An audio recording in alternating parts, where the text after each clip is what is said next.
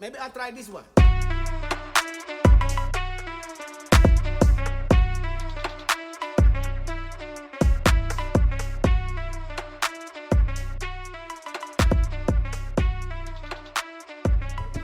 Hey y'all, hey, welcome to the Unangry Black Woman podcast. I am your healing coach, Tiffany Fox, and this is a podcast where we have real conversations on real topics with real people.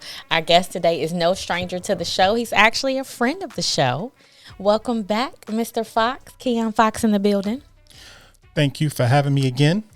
Absolutely, absolutely. So if this is your first time joining us, welcome to the Unangry Black Women podcast. If you have tuned in before, welcome back. Hey, y'all, hey.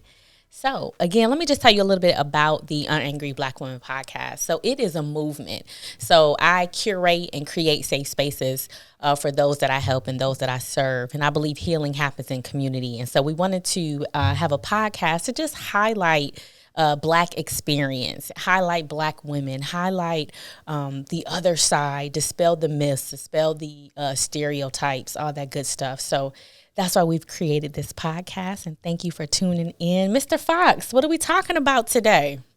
Today we are talking about generational curses. Ooh. Yeah, I figured the last time we sat down and talked, one of the things that we were talking about was secrets and how they affect us growing up.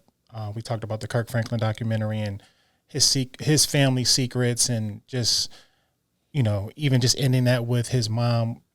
I guess we were trying to figure out, you know, what was the reason that his mother was so ashamed of the situation with his biological father and her to make her not want to admit that they actually had a physical relationship which birthed Kirk.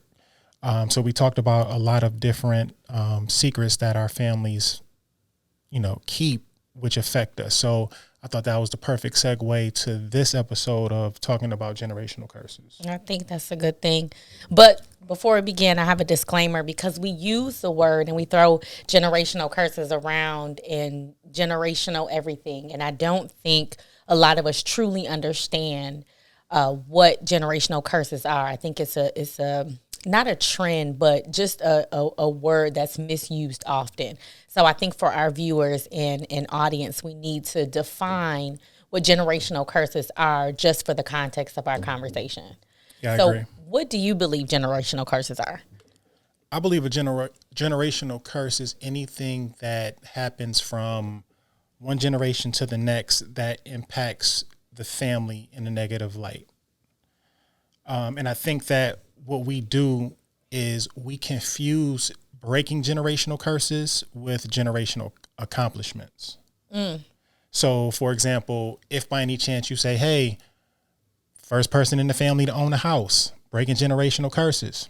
No, that's a generational accomplishment. That's not breaking a generational curse. Okay, before we get down the line, let's highlight this definition so that we're clear on what a generational curse is. So I too believe that it is a pattern within a family, within generations. So a pattern of behaviors, of thoughts, of ideas, of conditions for a particular family that's passed down from generation to generation, but it is a negative thing. Right. It destroys, it hurts the family dynamic. Yeah. Right. And so a generational curse, again, can be a thought, a pattern, an idea, or a condition and or behavior that a family is displaying, and it's going from generation to generation. Yeah. And it's hurting the family. No, I agree. Okay. And so I think a lot of us just see something negative and believe it's a generational curse. But that doesn't mean that it was passed down from generations. That means this can be the start of that negative thing, right? But it doesn't necessarily mean it is generational. Right. And when we talk about generational, we're talking about mama and them, grandmama and them, great-grandmama and them, all the way up. Yeah. We're not just talking about what our parents passed on to us. Right. Okay. So what's some examples? I know you talked about some accomplishments, but what are some examples do you believe are generational curses? I think one of the biggest ones that kind of sticks out, especially with knowing a lot of women, is abuse. What kind in particular? All abuse? Physical, sexual abuse. So let me say this first.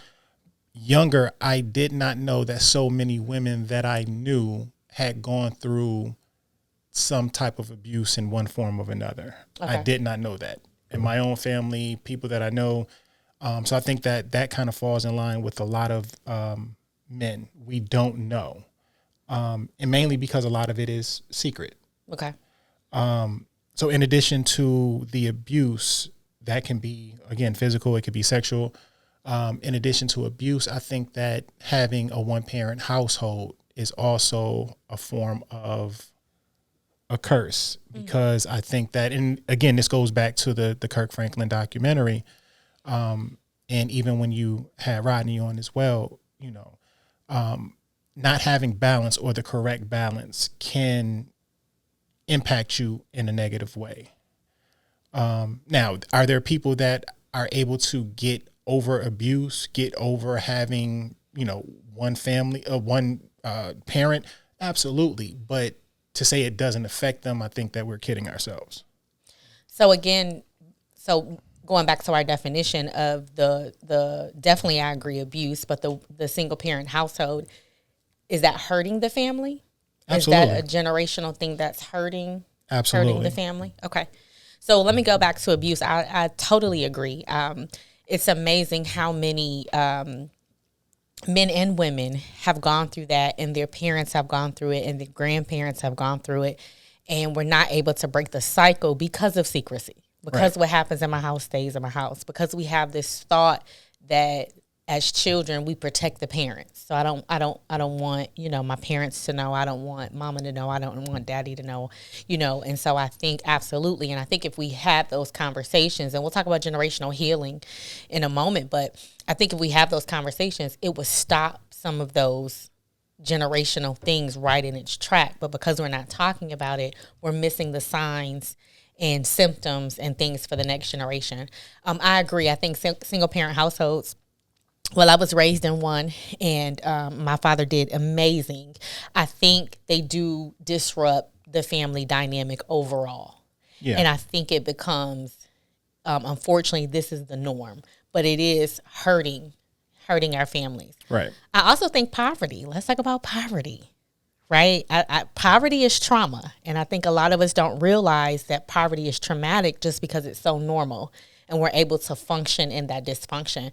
But I think poverty is a mindset, and I think it's generational.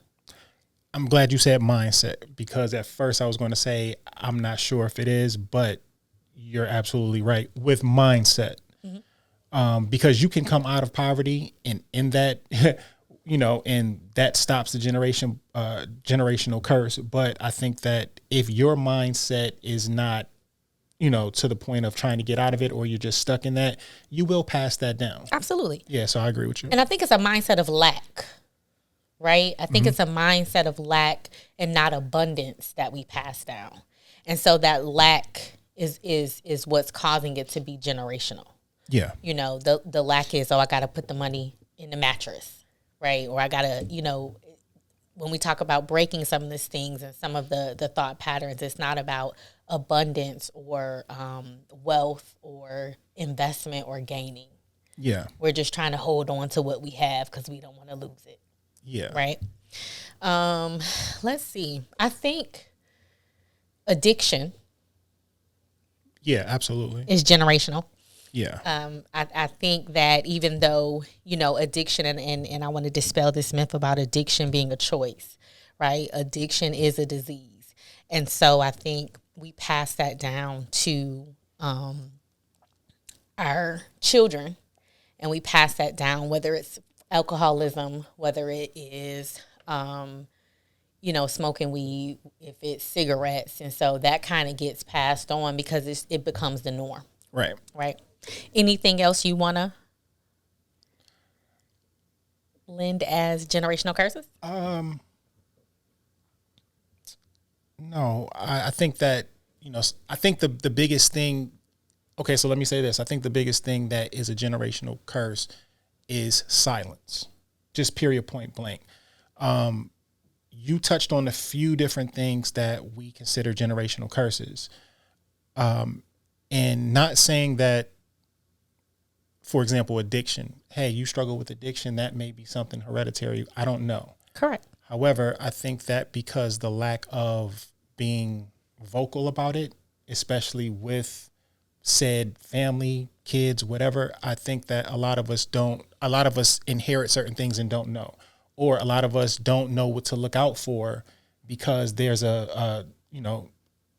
we didn't say that dad was an alcoholic, but now you have this addiction. You might have sat there and said, hey, I'm not going to go ahead and go anywhere near alcohol. My father suffered from that. It runs in the family. Right. So I think the silence is the biggest killer. I do. I also think ignorance. Yeah. So I don't think we think dad having a drink or a 6-pack every night after work is a problem. And so we can't talk about it and identify it as a problem if we don't know it's a problem. But it's normal. But I think the other part of that, to add on to what you're saying, I think the other part is when we shove it off as it just being, it's not a problem. But we don't know it's a problem. We don't know that in other households, dad's not drinking 6-packs or mom's not having Ciroc every night or a glass of wine. Yeah. You know what I'm saying? So again, what we see in our household, we deem as normal until we either grow up or get into a different environment where we see, hey, wait a minute, they're not doing that over here. And that goes to us choosing to ignore certain things. If your father, if your mother come home every night, or if your husband or wife comes home every night and they are constantly drinking every single night, at some point you have to sit there and realize, hey, that is a problem. Why do you need to do this every single night? You don't know it's a problem because it's no different than putting up the Christmas tree every Christmas. It's something that we do. So you don't know that it's a problem. This is what we do here. Right? And so that's the part that I want to make clear. We don't know it's a problem until we know it's a problem. So when would you say we know that's a problem? When we go someplace else and see something different. So whether I go to my friend's house and I'm realizing, hey, they don't even have alcohol over here. Or, hey, this is not happening over here. Or I may have to go off to college. I may become an adult before I realize, oh, we don't need to drink every night. Okay. And so that's what I'm saying. Things in our household become so normal to us. And it's a way of life that we don't know that is dysfunctional or not. It works for us. This is how we live. And lending back to the poverty mindset, this is how we live. We rob Peter to pay Paul. Right. We're putting something on the gas bill. We're putting something on the light bill. Like, this is how we maneuver. This is how we survive. And you don't know anything different until you're in or experience something different. So I understand that for a child. Do you think that same thing applies for the husband or the wife? Absolutely. Again, how you were raised shows back up in your relationships and your marriage. Right. So if you never see your parents disagree or get into an argument, you sometimes think an argument or conflict is something scary or something bad. Or if you see a lot of conflict or you see abuse and that's how you are violence and that's how you resolve conflict, then yes, as an adult, that's what you bring. You bring your upbringing to your current situation until you know or decide that doesn't work for you. Gotcha. Well, Make sense? Yeah. Okay.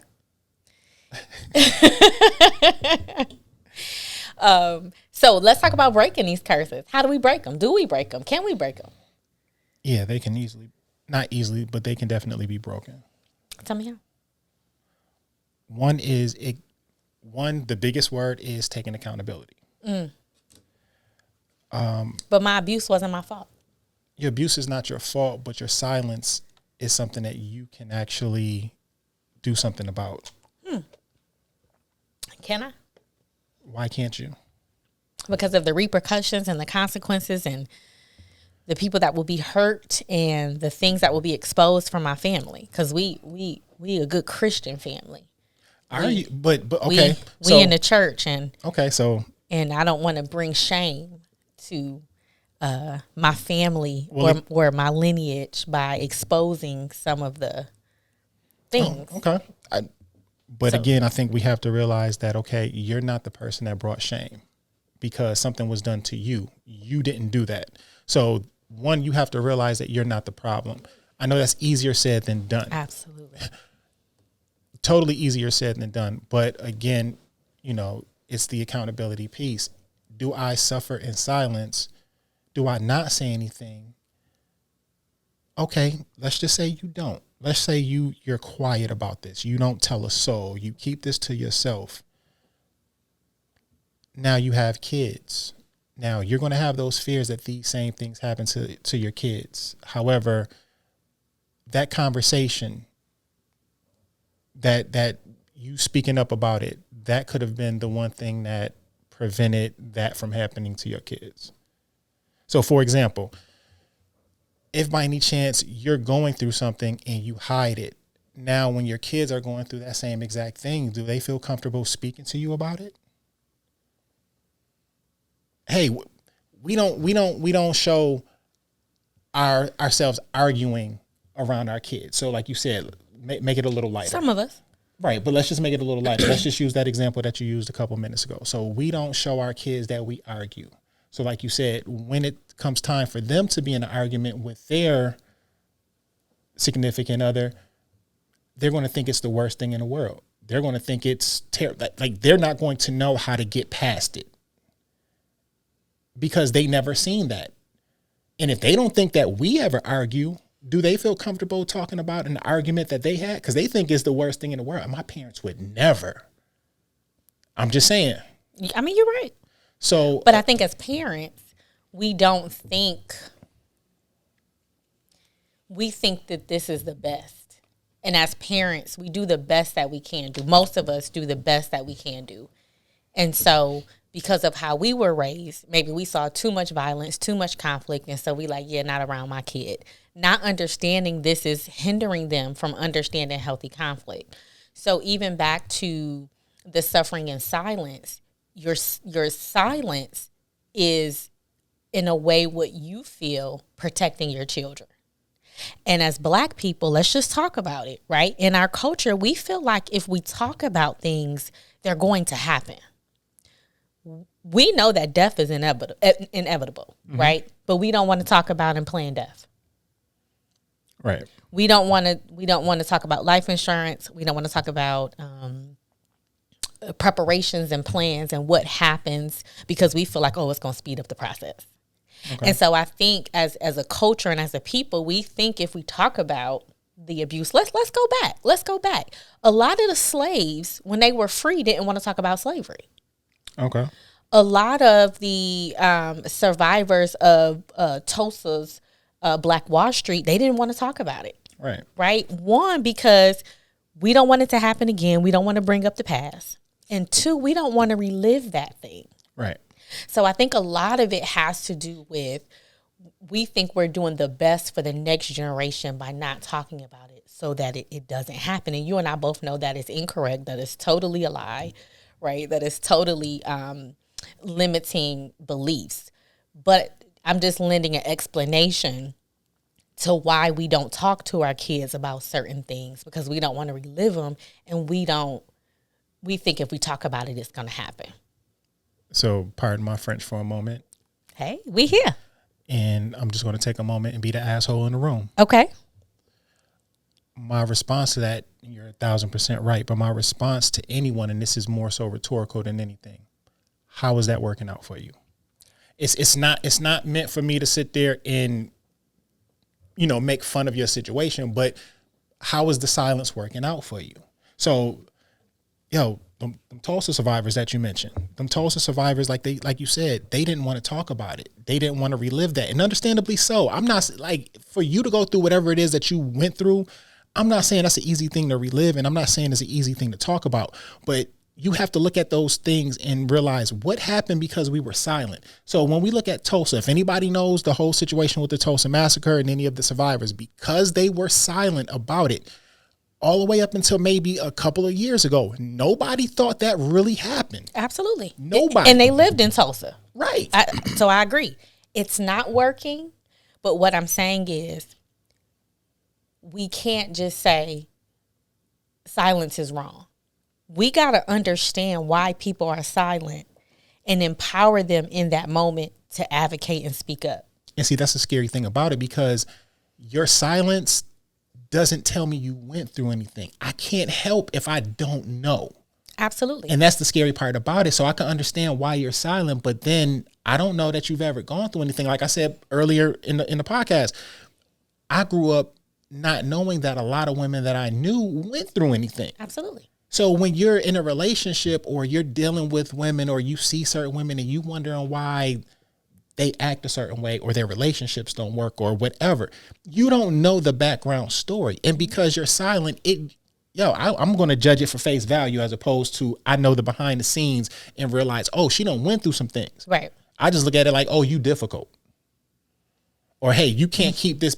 I'm just saying, if you don't know, then you're judging off of face value. Right. Because how do you help somebody that's silent? How do you know to help somebody that's silent? And it wasn't on you to help people that was silent, but now that you know, now it's on you to help other people understand.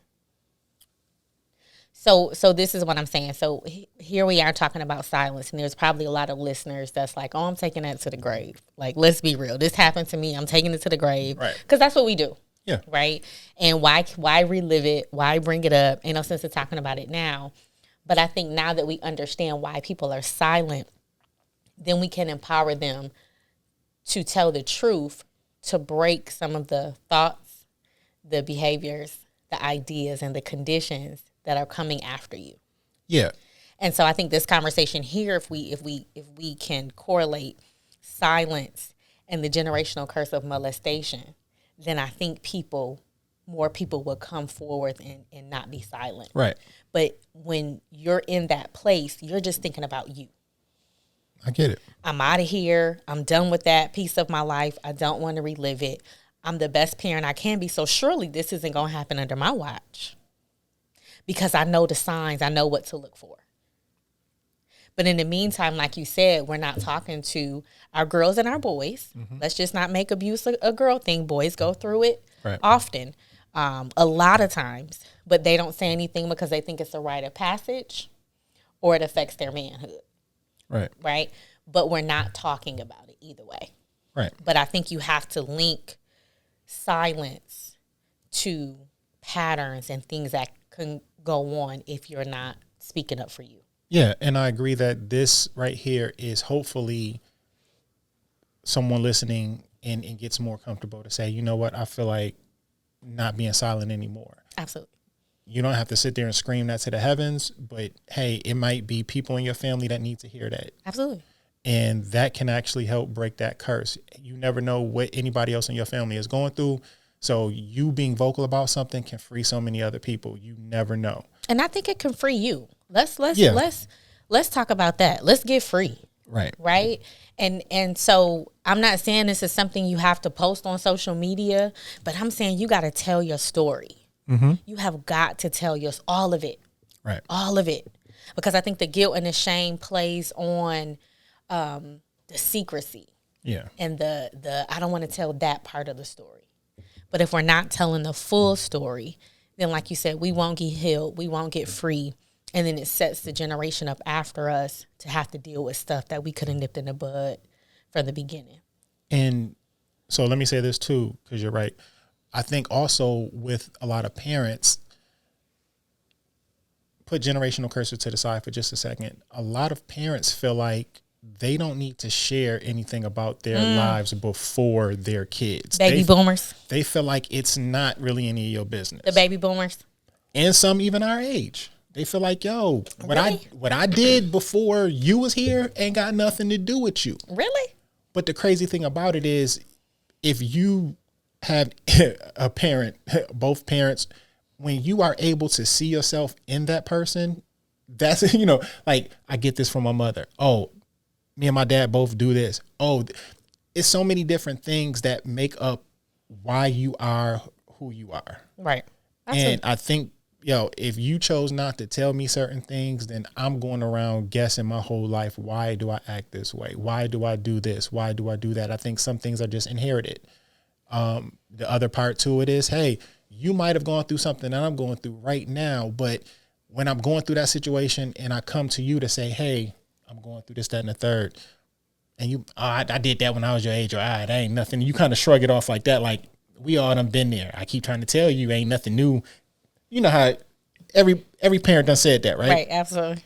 But the reason your kids don't believe you is because you don't give them any examples to show that you really been through it. It just sounds like, okay, yeah, you've been through it. And a lot of times, us growing up as kids looking at our parents, we don't believe our parents went through anything. Right. You know what I'm saying? And that's the whole thing that makes me not want to go talk to you. And if I got to go talk to my peoples out in the street, it's really the blind leading the blind at that point. Yeah. You know what I'm saying? But we choose not to sit there. You know what I'm saying? We choose not to talk to our kids about certain things, especially with our lives. I'm not saying that you got to sit there and give the whole gamut of what done went on in your life blow by blow, but I'm just saying, like, I am. No, I mean, hey, I'm saying that your children need to understand your story and the things you went through. Now, I'm not saying sit your 8-year-old down and tell them everything. Right. The 17-year-old, as they develop, as they mature, especially, and this is how I gauge it with our kids, when they ask me the question. Yeah. Right? And our son asked us the other day, how old were you when you had, Tashara? 17. Yeah. What? You were a kid. He asked the question, we're going to tell the truth. Right. And so I think you owe it to your children to tell them who you are, who you were, what you overcame. Right. I think it lends to, again, breaking generational curses, but I think it lends to a different understanding and appreciation that no matter what I do, I can come home and we can talk. We can talk, exactly. We can talk. Yeah. And he or she is going to give me the real, because they know what it is to be here, there, everywhere. Yeah. Right. So I think I do want to dispel this myth, though, because I think people that, like you said, the first to buy a house, I broke generational curses. Right. The first telltale sign of a generational curse being broken is you don't see it in the next generation. So we can't just be the thought stopper, the thought disruptor, and then think that we free. Yeah. There's not evidence of breaking a generational curse until the next generation comes. Right. Right. And I'm not saying that whole generation has to be homeowners, but if most of them understand investments, property, wealth, abundance, then I think we broke that curse. And I think a lot of people attribute wealth to breaking curses. I do too, because I think a lot of us, not a lot of people, let's just talk about us, Black folks. Again, we have that lack mentality. And so I think when we accrue property, which is a great accomplishment, I'm not saying that, but again, are we accruing property and teaching our children, the next generation? Are we business owners and teaching the next generation? Are we, let's talk about health, right? Are we understanding health and the disparities and the impacts that we have on with our diet and lifestyle? Are we teaching that and passing that on to the next generation? Yeah, and the biggest word I think that we can use in this whole episode is education. I agree. And that doesn't mean just in school. That means, hey, I'm learning my family. Like you said, I'm learning my family's health. I'm learning my family's background. I'm learning all of these different things. Anything that you learn in is education. So education all across the board. And I think if we have that education, we won't look at success as a generational curse breaker. Because let me give you an example. Remember a couple years back, a woman from here, she won the lottery. Mm-hmm. She won the lottery. She was from High Point, right? She lived in High Point? I think so. Okay. She won the lottery. Her mom actually assisted her with getting the winning numbers for the ticket. Mm-hmm. She was working at Walmart. Yeah. Mm-hmm. So, what's it, Yana Van Zant show? They show her. It's My Life. She done bought a big property, nice property, right? Beautiful. Her and her kids there and everything. Okay, so looking at that, you would think, okay, hey, me and my family, we set. I done sat there, I done broke generational curses. Not only do I got this, but my kids gonna have this. Right. So normally anybody that sees somebody that wins the lottery for millions and millions of dollars, and now you out of the projects or wherever she was, I'm not saying she was in the projects, but wherever you was, now you in a way better condition. Now your kids is going to be in the better condition and so on and so forth. You just automatically think that, the curses is broken. We good. So come to look at the show, she's basically spent most of her money constantly bailing her boyfriend out of jail, constantly going back. So again, it's the mentality. You're about to spend all your money trying to help somebody that doesn't want to be helped in that regard. Somebody that doesn't even have enough decency to say, let me stay here. I only got to do a couple years. I'll sit down. Get yourself together. But that's what we do.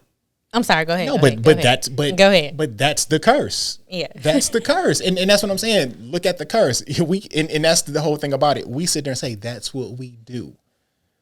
Yeah, that's what we do. That ain't a badge. That ain't nothing to be happy about. That's what we do. That's a problem. That in itself is the curse. That's what we do. That's the curse. So I'm just being honest about our culture, badge of honor or not. I think a moment ago you talked about accountability. So in all this conversation about generational curses, we have to identify the negative thoughts, behaviors, patterns, and conditions. Right. So it's not a badge of honor to say that's what we do, but it is an acknowledgement of that's what we do. That's the curse. Because I don't want people to feel like they're by themselves. No. Right? No. You're not by yourselves. That's what we do. We are taught to ride or die, stick and stay, be loyal, even out of default. And so that's what we're taught in our community. Yeah. And so all this young lady did was reinforce what she thought. I got it, so let me go help my man. Right. And that's the whole thing about breaking a generational curse. You have to do something different than what's always been done. So if we say that's what we do, at some point, maybe we need to change what we do. But how do we know to do different? So let's take this young lady. She had her mom who helped her. Obviously, her mom is not telling her, don't help him, and maybe she did. But if this is how we've always functioned, this is how we've always maneuvered. Now I go from $30,000 a year to, I think she had a couple mil, didn't she? Maybe like 10, 15 mil. Yeah. Right. So what's different? Other than what's in my bank account, what's different? My mindset is the same. Right. My education level is the same. Right. My address is different. Right. But what's different? You talked about this education. What's different? That's my point. Nothing is different. That's the whole thing. So how do I know to go out and get something different? So at this do something different. You have to ask yourself, what do you want? What do you want? I got a cool 15 mil. I got what I wanted. Right. I got the house that I wanted. Right. My kids are straight. What else is there? Hold up. So I'm gonna get my man straight. But are you? I'm gonna get my man straight. I'm gonna get my man out. So if your man goes in, all right, that first time, all right. I think he was like he done did it a couple times. He was distributing heroin or something, right? He was doing something like real big. Whatever it was, you sitting there trying to get him out, knowing that he was going right back in, was not a smart decision. You sitting there saying, let me get him out so we can be good. All right, you get that first time. All right, cool. But now it's a second and a third. You have to start to ask yourself, what am I doing? Because you can't sit there in one breath say, me and my kids is good. I got 15 million. And then you look and it's like, I got 800,000. We about to be broke. I can't keep this up. Like, when she went on that show, when Ayana went on that show and was looking, it was like, the property wasn't kept. Right. You know what I'm saying? I got my kids all this, but I don't even know how to tend to this land. I don't even know how to take care of this property. Not only that, I'm sitting there giving all my money to this dude that constantly is allowing me to be in this situation of constantly taking and he keep going back, I'm not even giving my mom anything for real, for real. Right. You know what I'm saying? So at what point do you sit there and say, yo, this ain't working? So we keep saying, oh, this is what we do. And you're right. It is what we do. But at what point do we say, I don't need to do this? But I think, again, we're giving somebody credit who doesn't know anything different. Again, a lot of us think that if we get more money, life will be better. Right. A lot of us think if I can just make a little bit more money, or if I can make 6 figures, or if I can make this, life will be better. Right. But there's not a skill set or tools to develop us where we are. And so I think what we're missing out is there has to be people around us. There has to be a community around us. There has to be a teacher, a mentor. There has to be somebody around us to stop the stinking thinking.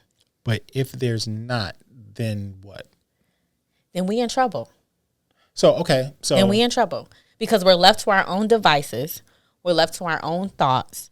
We're left to our own behaviors. We're left to our own things that we have seen in the past. Okay, so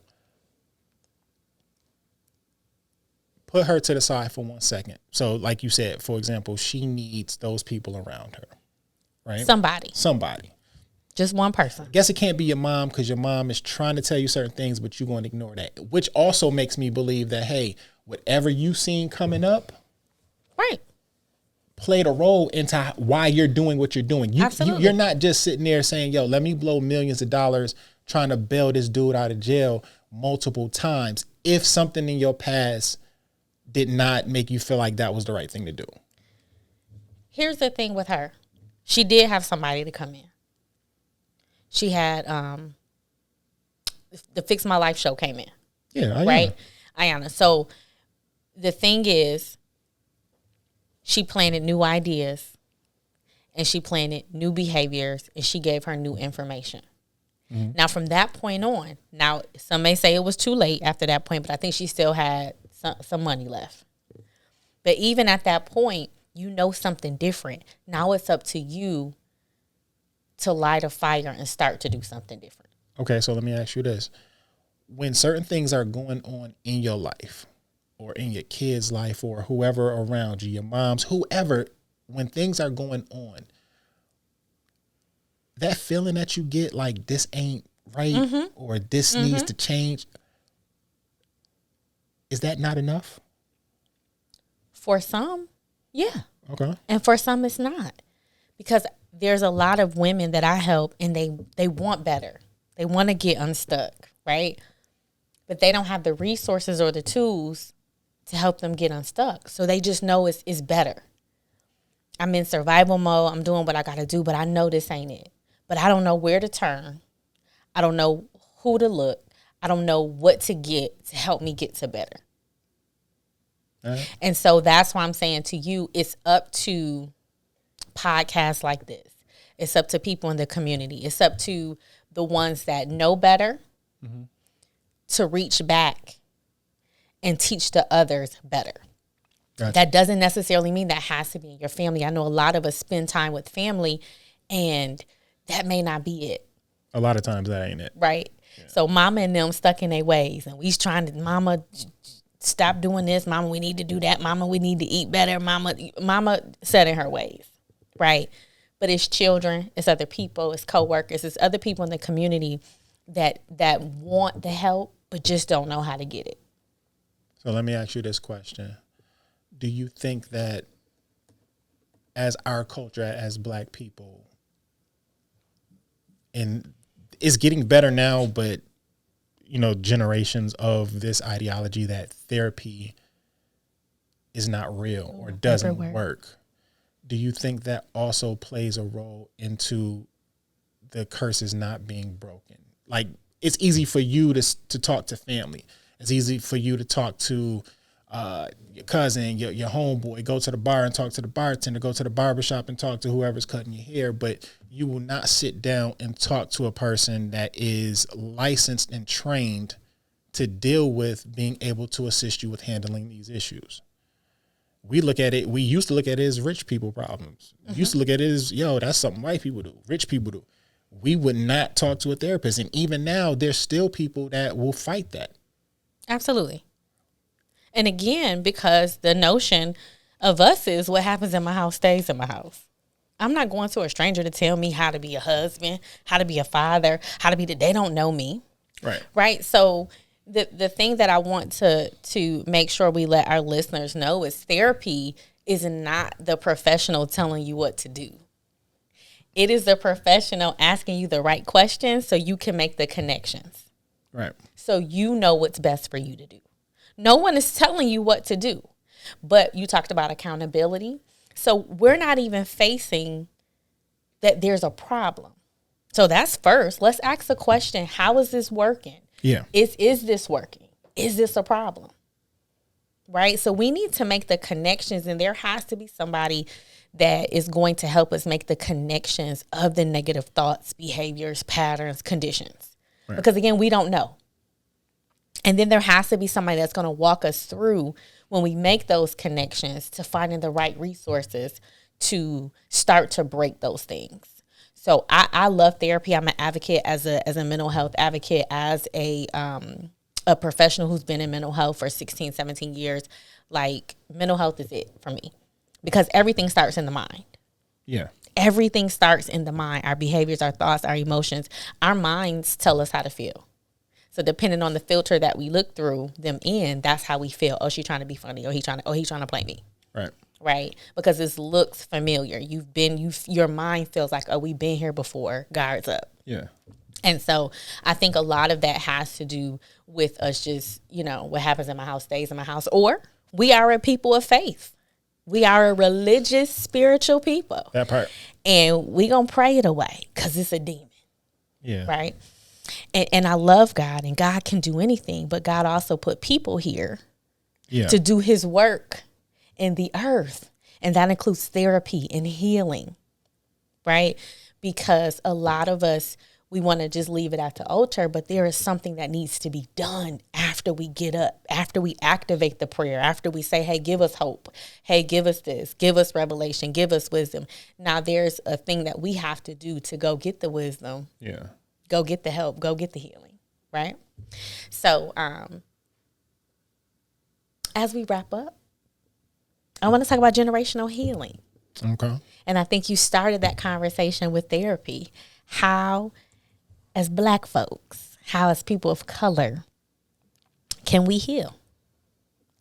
Is healing possible? Healing is definitely possible.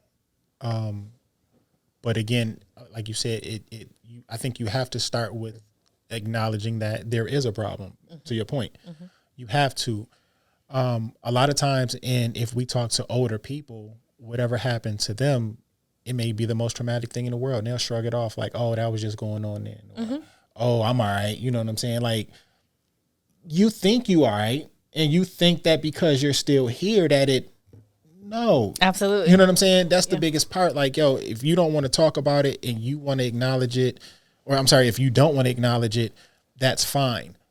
But trust me, it's bothering you in one way or the other. You can't, it's not all perfect. And at some point in time, because it's a curse, because the person before you, your mother, your grandmother, whoever, your brother, whoever it was, they was going through the same exact thing, and everybody chose to be quiet and act like it ain't this. Absolutely. Now, when you start to have kids and they do the same thing, you're going to feel it. Because as a parent, your job is to protect your kids. As a parent, you don't want to sit there and see anything happen to your kids, especially remotely close to what happened to you. But when that thing happens and you can't control it, you're going to feel it way more than what you know what I'm saying? Yeah. It's just that. So I think that you have to acknowledge that this is a problem and ask yourself, if my kid had to go through this, would they be able to, or would I be comfortable knowing that my kid went through it? Mm. Or if I can change anything about myself to avoid my kids or whoever around me going through it, would I? Like, sometimes, okay, if you want to not fix you, sometimes you have to look at how what you do affects everyone else around you. and this is just my personal opinion. I'm not any type of professional at all. This is just me talking. This is my opinion.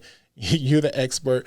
I'm just talking. But I feel like, as long as you're in silence, everybody around you is going to be silent. Absolutely. Nobody's going to feel comfortable talking because we're just going to take it as this is what we do. Absolutely. And as long as this is what we do, it's just going to continue and continue and continue, and nothing's ever going to change. Somebody's going to have to say, I'm not good with this. Mm-hmm. Hey, I hate to use this analogy because I'm not trying to be funny, but hey, sometimes you got to be Trey and get out the car. You know what I'm saying? Doe, let me out.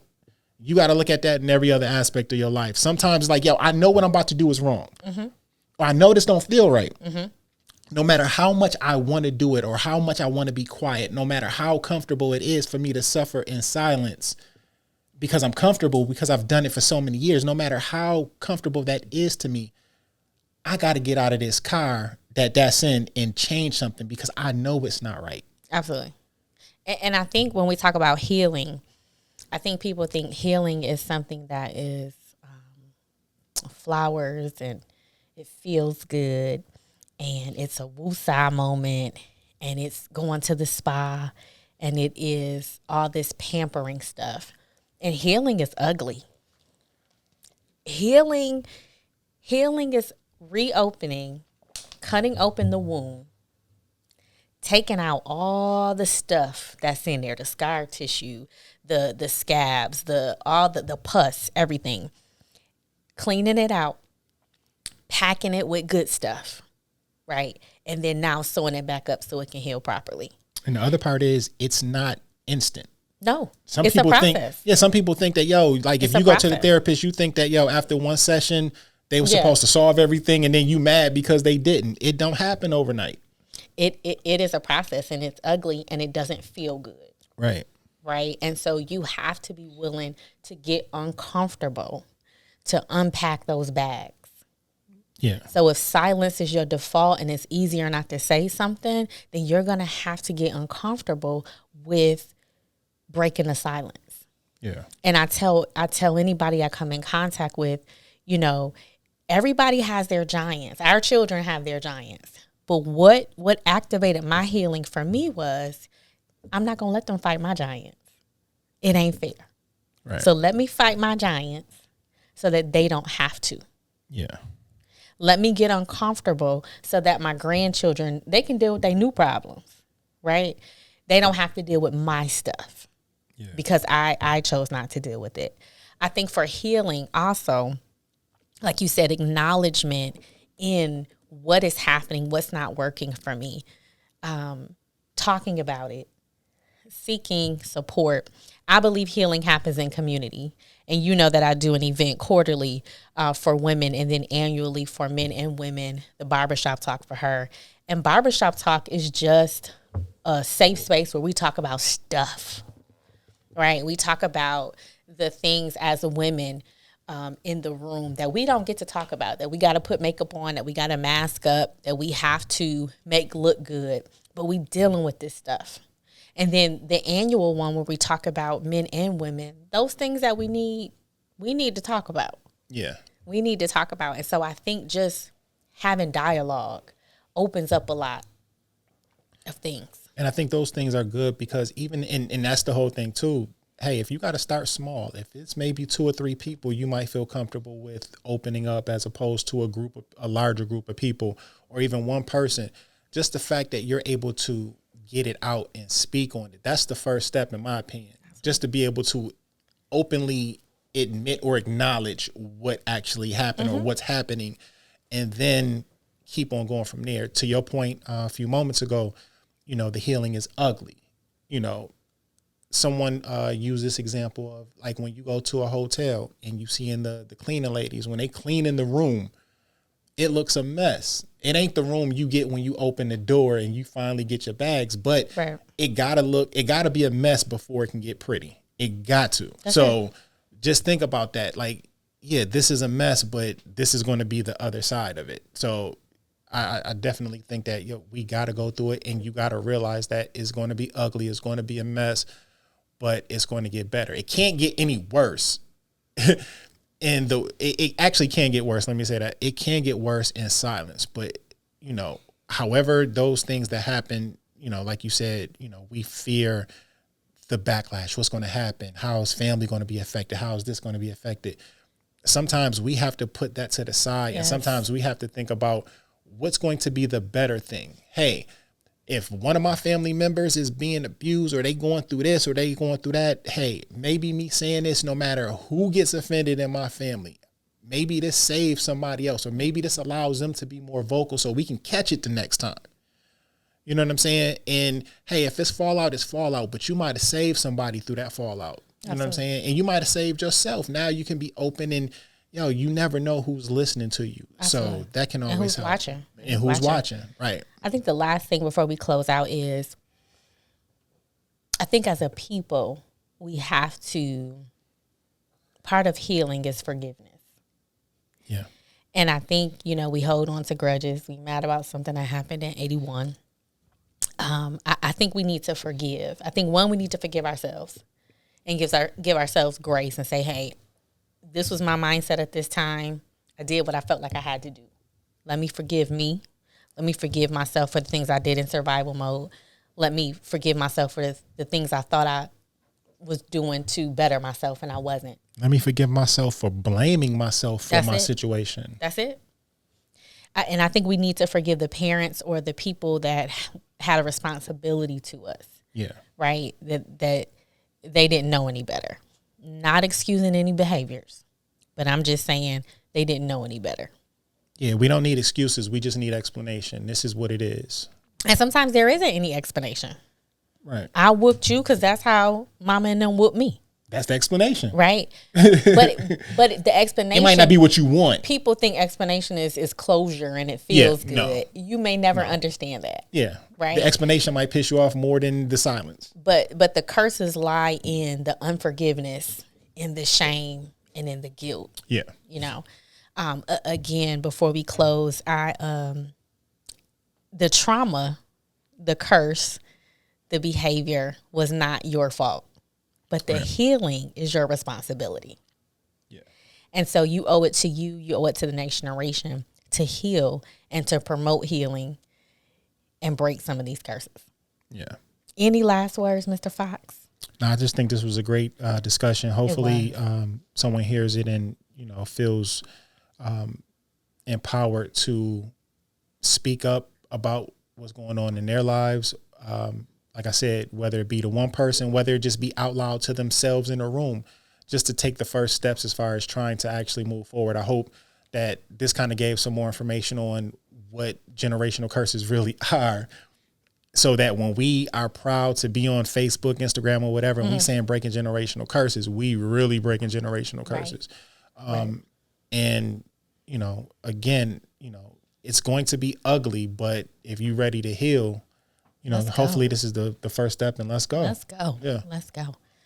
Well, again, thank you so much for tuning in to today's episode of the Unangry Black Woman Podcast. We hope you enjoyed our discussion and found it both informative and inspiring. If you enjoyed today's episode, go ahead and like, subscribe, share, and leave a review on your favorite podcast platform. Your feedback helps us grow and help us with our discussions about what we need to talk about for next time.